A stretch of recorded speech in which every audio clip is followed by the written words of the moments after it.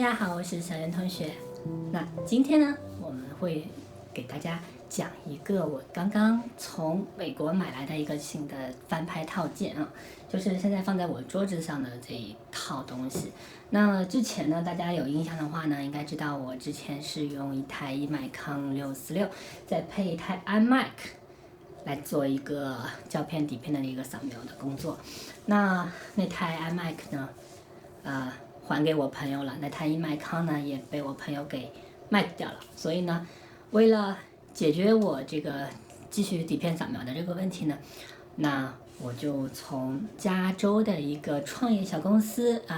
Negative Supply 那边呢买了一套它的 Pro 的那个套件。那这个套件呢，实际上它可以支持从135到4:5大画幅的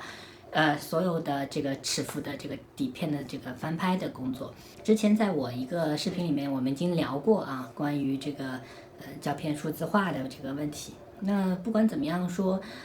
虽然易麦康646也好，哈苏也好，它的扫描的这个精度，它的这个细腻度真的是无与伦比哈，但有几个方面的这个原因呢，让我暂时不得不放弃了它。一方面呢，它实在是速度太慢了啊，一卷36张的一卷的135的这个底片，基本上扫1个多小时是不出意外的。那你想，一个下午可能只能扫2-3卷，那我可能一个下午都要拍2-3卷，对吧？这个速度实在是非常非常的慢，而且我已经是使用了2500线的这个，不是最高的3200线的那个扫描分辨率了。易麦康和哈苏呢，它都已经这个停产了，所以呢，它的这个接口，机器的接口呢，非常的古老，所以它在这个软件使用方面其实也是很受限制的。Flex Color 这个软件其实也是已经停止研发、停止升级了。那么基于以上的这个情况，而且我们扫描底片的最大的这个作用呢，其实还是为了在网上分享，能够有一个数字化的备份。所以呢，基本上我觉得效率和这个观感呢，其实是最重要的。所以我们现在呢，我用了这么一套这个Negative Supply 呢，基本能够解决一些刚才说的易麦康的那个扫描仪的这个问题。那我们来看看这套系统到底是怎么构成的。Negative Supply 这套系统呢，它主要有几个部分组成。首先呢，它是有一个架子这个架子主要是用来起到这个稳定的这个支撑的作用，以及给那个相机进行一个翻拍的这么一个构件。那么我买的这个套系统呢，它最大能够支持4:5的这个拍摄，所以整个顶部送到顶以后，它就是正好能够拍到4:5的这个胶片的底片了。那么第二部分呢，它是有一个光源，这个光源呢还是很不错的。这个光源呢，它的一个面积呢，其实是大概是5:7它可以拍5:7的这么一个尺寸。然后它是有外部供电，然后里面集成了一些风扇，然后我们打开，有一个非常均匀的一个背光，然后这个背光呢，非常亮，能够让整个底片被均匀的这个照亮。打开以后呢，它是有风扇的，所以它有呜呜的这个声音。然后这边呢是有一个适配4:5的这个底座。那么为了解决这个不同胶片的尺寸的这个问题呢，它这边特别设计了一些套件。那么首先呢是这个135的这个拍摄套件，这个呢就是 Negative Supply 的这个核心的135的这个套件。那么大家可以看到这边它是有一个旋钮，是用来这个过片用的，然后两头呢是有这个进槽和出槽的这个地方，然后这边呢就是翻拍了。下面呢是有一个磁铁的一个定位器，这就是下面的这个底座，这上面是个磁铁。然后呢，它在上面呢是有一个底架的，这个底架呢是正好是搁在这个刚才的这个底座上面。然后这边呢也是一个磁铁，然后它这边有一个薄刷，专门用来进胶片的时候呢，用来刷灰尘用的，这里只要一放就可以了。胶片呢是从这里进去的，然后从这边出来。那么整个这一个135的这个扫描套件呢，基本上就已经完成了。那么它为了防止漏光呢，专门还用 3D 打印呢做了一个防止漏光的一个遮罩，非常的棒。这就是整个135的一个翻拍系统。那么对于120系统来说呢，就没那么简单了。那么大家知道120呢，其实是个统称，它是有645、66、67、69一些不同的尺寸所组成的。那么同样的，它也有个底座是架在这个上面，然后有4个螺丝把它螺丝固定好了以后呢，它实际上这边有4个小卡槽，只要把它卡在这个卡槽里这个位置，基本上就位置就固定住了。那么为了解决这个不同的120的这个尺寸的这个问题呢，它是特别提供了4个挡板。那这个呢是我做的一个标记啊，这个是69的，这是69的，这是67，这个是66，然后这个是645。对，那用的时候呢，是把这边有一个盖子把它打开，比如说我66的这个片槽，把它放进去。而4×5大画幅的话呢，它会比较简单，这边呢只提供了一个film holder， 这就是一个装胶片的一个槽位，然后呢通过2块玻璃呢把它给压住。但是它原厂呢是提供了2块亚克力的玻璃，我觉得有点简陋，所以这2块玻璃是我另外定做的2块玻璃，然后只要把它放上去，我就可以进行翻拍了。那我现在拿来翻拍的工具呢，主要还是我这台适马的 FPL 啊。那之前呢，我买 FPL 的主要的用途呢，主要是为了拍视频，因为它的这个标称的这个视频性能还是相当的优秀，而且还能拍12比特Cinema RAW 格式的这个视频哈，非常的厉害。然后又是非常非常的小的一个全画幅，6400万像素拍照也很 OK。但是我现在用下来呢，感觉它根本不能拍视频，它真的简直就是对焦非常的拉垮。那么对于我一个人单兵作战的来说，我不可能再有一个跟焦员，所以呢，拍视频的这个梦想就放弃掉了。然后他就一直在那边吃灰啊，因为觉得你说这个6400万像素，其实我也用不到那么高的像素，是吧？然后一直到有一天，我忽然发现说，他拿它来做那个翻拍是非常棒的。我这边给它配了一支适马它自带的70 f2.8 的这个微距镜头。那这个微距镜头呢，我觉得还是不错的啊，还是不错。现在就拿它变成了一台翻拍机啊，它主要拿来就是给我做翻拍用的。我测试了一下呢，我会发现非常遗憾的是 Lightroom 在它的连拍工具里面呢，好像是不支持它的，而支持它的呢是 Capture One。我们打开Capture One 它这边呢是默认呢，它是会打开一个默认的 catalog， 那么我们不需要用 catalog， 因为我们是临时利用 Capture One 的这个联机拍摄，我们来做一个记录，所以呢我们这边就直接新建一个对话就可以了。那么新建一个对话呢，最重要的一个目的呢，就是说我要把已经拍到的这个翻拍的底片的这个照片呢，把它直接放在我的 Lightroom 的这个流程的一个文件库里面。这个呢是我现在的一个所在的一个硬盘的一个文件夹。那么按照我的这个流程呢，就是每个月的这个拍摄的这个时间呢，就会放在这个月份的这个子目录下面，然后我给它起个名字，比如说今天是28号，我会起个名字，然后我会用一个胶片的名称，比如说这次我是5207的胶片，然后我用 T3 的相机拍的 ，OK， 我有这么一个名字，那么它就会在这里下面呢建立一个新的一个子目录，这些呢就随便啦，都可以啊，我们就直接在新视窗中打开就可以了。OK， 我们打开了以后，它会默认出来一个绘画的一个对话框。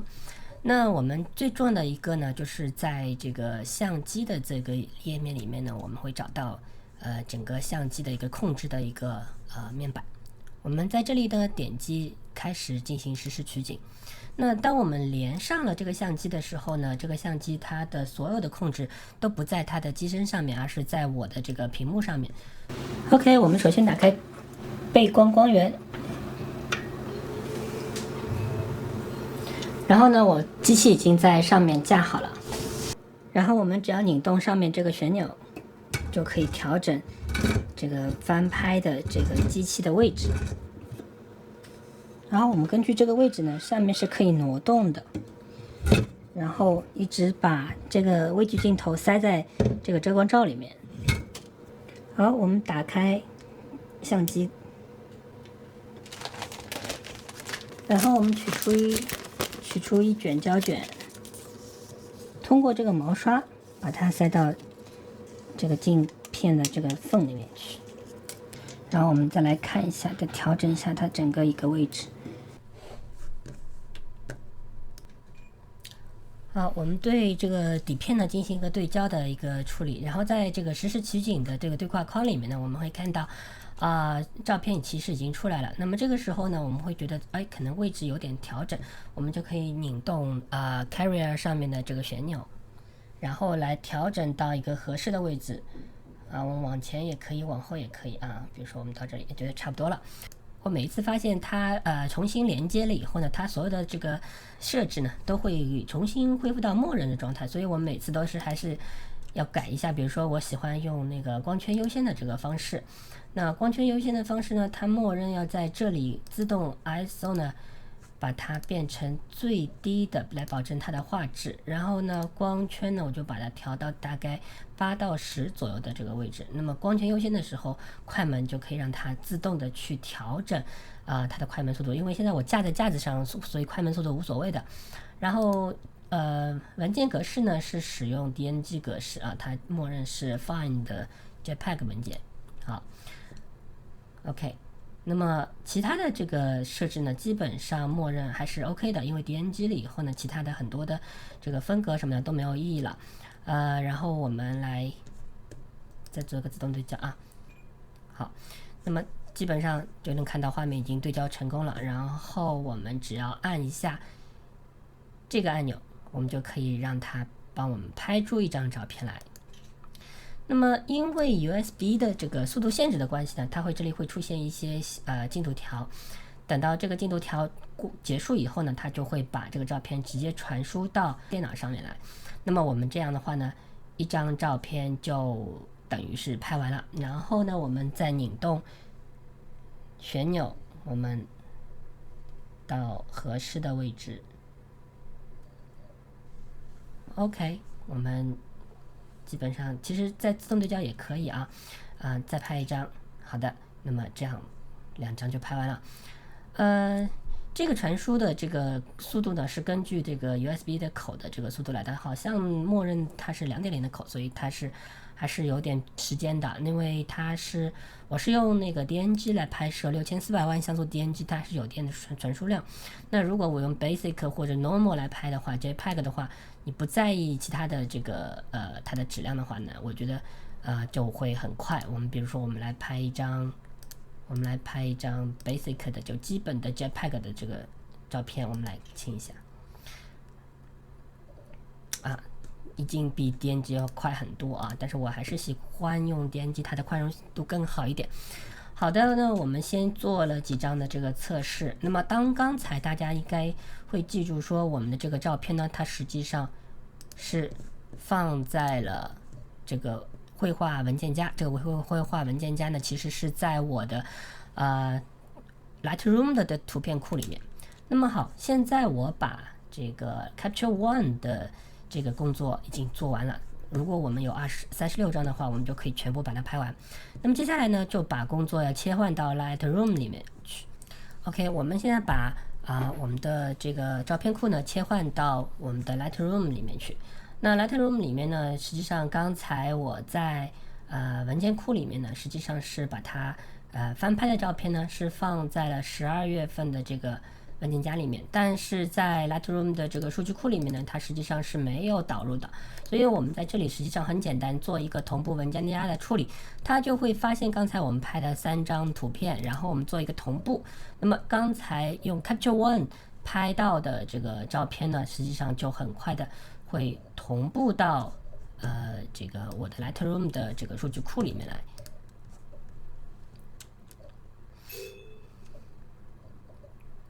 OK， 大家可以看到所有的照片都进来了。那我们接下来要做的呢，就是直接对这个照片呢进行后期的一个处理了。首先呢，我们把它转过来，对，然后呢，因为照片的处理呢，主要是用 NLP， 也就是 Negative Level Pro 的这个插件来做，而这个插件呢，它只是在这个Lightroom 里面工作啊。首先呢，我们要用这个梯形矫正的这个工具啊，就对这个照片进行矫正。虽然它的这个垂直性已经相当的不错，但始终还是存在一些差距。然后我们就可以把它做矫正了以后，我们重新框选，然后 Ctrl N 以后用 Source 是 Digital Camera， 然后 Convert 就可以了。那么在 2.3 版本以后呢，这 NLP 它真的是更换引擎以后，这个颜色会非常的优秀啊。我们可以看到这张照片就直接切换过来，而且颜色基本上没有什么非常大的这个差异。我直接这个 Tones 呢是用 Linear Gamma， 当然大家也可以用其他的这个Tones 来尝试一下不同的这种风格哈。然后呢，白平衡的话呢，它自动的这个自然白平衡呢，我觉得相当已经优秀。如果你觉得需要点暖调的话呢，你可以用 Auto Warm， 对，它可以变得更暖一点啊。OK， 然后我的习惯呢是希望在这里做一个 copy。那当我这边做了一个 copy 以后呢，它实际上是在同名的这个文件夹下面生成一个 positives 的子目录。然后呢，我对这张照片所有的这个处理呢，都是会放在这个子目录下面，而不是直接针对这张照片本身。那么这样的话呢，我就可以尽情的去更新这张照片的处理，而不用担心我损害我翻拍的底片啊。那这是它生成的一个 TIFF 格式的positive 的这么一个格式的文件啊。那么我们其他翻拍的这个照片呢，实际上还是依然存在在这里。那我如果再用这个插件，我重新对这个照片进行调整，比如说我用其他的 tones， 或者说我用更大的一些调整的话，那实际上也是可以的啊，也是可以的。那么这样的话呢，我就无缝的利用Capture One 的联机拍摄工具呢，把图片引进进来，然后同步到我的 Lightroom 的工作流里面去，这样效率会大大的增加，非常的优秀。大家刚才看到了这一条6张的这个照片，基本上如果操作顺利的话呢，基本上只有1分钟不到的时间，甚至10几秒的时间就可以完成，而整个一卷估计也就是2分钟就可以完成了。所以比起那个扫描仪来，这个速度是大大的增加。翻拍出来的这个效果呢，我个人觉得还是相当不错的，和哪怕平板的这个扫描仪其实也是差不多当然了，你说在细节上深究的话呢，实际上还是有差异的啊。那个它的这个颜色啊，它的这个分辨率啊，它实际上是取决于我这台翻拍的这个机器。如果你这台机器还是不错，那么它可能图片的效果就会更好。那整个系统我现在试用下来呢，在135和120的这个2个领域呢，我觉得是相当 OK 的啊。它因为最早的时候呢，是从135的这个Cara就是进行众筹，在Kickstarter 上面进行众筹，然后就取得了很大的成功。然后后来又众筹了120的那个 Carrier， 但是45呢，一直它没有，我觉得是做到一个很好的一个程度，所以现在我暂时还没有办法用它来翻拍4:5的这个胶片。但是135和120，我觉得已经相当是 OK 了。说几个优点吧。第一呢，翻拍的优点本身它就很快，那么它的这个支架呢非常的稳啊，然后都是我自己拼起来的，然后它有非常好的一个构造，然后来保持这个画面的这个垂直性啊，这个垂直的这个对焦呢还是非常的重要，不然的话你的画面会失真。它之前呢是有过一个类似这样的一个底座，但是后来说是卖完了，只剩下这个了。但其实我这一套 Pro Kit 呢，其实也是卖完了啊。我会发现说它其实是一个小作坊啊，所有的东西呢都是委托定做，3D 打印，然后组合在一起，包装呢还不错，但是呢没有说明书然后你根本不知道应该怎么发挥它的作用，有好几个部件我到现在还不知道它到底是派什么用场的，但是呢，他在 YouTube 上面提供了一些教学视频，我觉得基本上看一下，自己琢磨一下呢，基本上也可以把它运作起来了。所以我觉得，那就是特别是在翻拍135的这个底片的这个过程当中呢，是非常的愉悦啊。那么说一下它的这个缺点啊，首先呢，当然是比较贵，像国产的这种东西啊，它用不了多少钱啊，很便宜，但是它这个一套，2400多美金哈，2400多美金呢还不含运费，那加上运费，然后还有通关要加关税，关税呢这次就克掉我2700块钱，真的是非常贵，而且它是委托 UPS 递送的，在疫情期间呢 UPS 真的是非常不给力，这套设备10月1号就已经到上海浦东海关了，但是一直到前2天刚刚送到我手里啊，真的是非常的慢，非常的麻烦。那么第二个缺点呢，就是45的这个问题啊，45的问题，我现在还是想可能还是得考虑用平板临时代替一下。我已经写信给他的创始人来问一下怎么解决45的这个问题。那45主要的问题呢，就是翻拍出来了以后呢，四角是有一些的漏光。我尝试了几种手段，基本上都没有办法来解决这个漏光的这个问题啊，所以会有一些恼人。第三呢，就是有很多的地方值得进一步的改进，比如说，其实很多的这个定位螺丝呢，它实际上是可以变成磁吸的方式，或卡口的方式，或快拆的方式，让整个操作流程变得更加的这个简洁。第二呢，就是它的一些原材料呢，基本上都是3D 打印的，那可能会存在一些牢固性的问题。但总而言之啊，我觉得 Negative Supply 的这套产品啊，我在油管上也查了一下，大家基本上以肯定为主，而且在Kickstarter 上面进行众筹的时候呢，也是非常快的，就是达成了这个预设的目标。那也就意味着说，实际上全世界的胶片的玩家、胶片的爱好者，对于胶片数字化这件事情，其实已经有很大的一个需求。然后呢，易麦康和哈苏呢，虽然这2年已经二手的已经便宜了很多了，可能只要2-3万、3-5万就可以达成，但毕竟还是非常的贵，所以如何在质量和速度谋求一个平衡呢？我觉得Negative Supply 的它已经给到我们一个非常好的一个解决的方案，但是我觉得还有必要进一步的改进。非常推荐大家用这一套流程来完成我整个一个胶片的这个闭环的这么一个工作，从拍摄到洗到冲到扫描到数字化，一直到最后的这个成片。所以呢，我觉得还是就是相当值得去推荐大家。那么也是非常感谢我们的一些热心的网友啊，是在我上次的胶片数字化的一个话题下面呢，他们强烈向我安利了这一套 Negative Supply 的这套组件。那这套组件真的是解决了我很多的问题，当然它本身还是有些问题，还值得进一步的去改进，但是已经是相当好了。